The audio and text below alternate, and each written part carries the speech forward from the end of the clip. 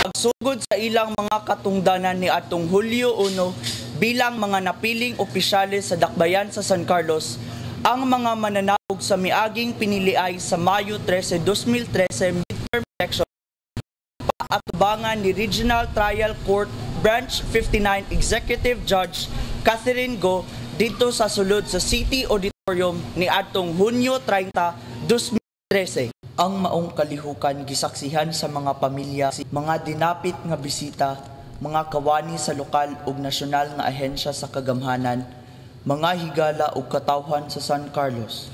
Dito usab ni saksi sa gipahigayong pagpanumpa sila si Congressman Jules Ledesma sa unang distrito, ang napiling Vice Governor ug kanhi Mayor sa San Carlos, Bong Lacson, ug re-elected board member sa unang distrito sa Negros Occidental, Rene Gostilo. Sa mensahe nga gipaambit ni Mayor Gingo Valmayor sa iyang inaugural address, siya mipunting sa mga kausaban ug mga kaayuhan nga nahimo sa iyang administrasyon sulod sa unang termino sa iyang pagdumala sama sa natad sa edukasyon, infrastruktura, pagdumala sa basura kon solid waste management, ang pagpalakat sa tubig, ang padayon nga pagtukod ug pagsemento sa kadalanan lakip sa kabukiran.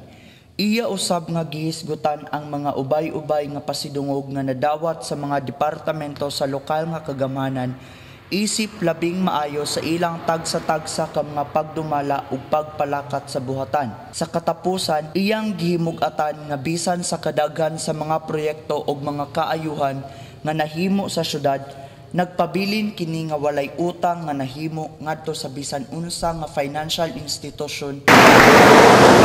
Our beloved city of San Carlos continue to be debt-free. Walay utang. Og nagpabilin kini nga migasto sulod o sumala sa iyang kita.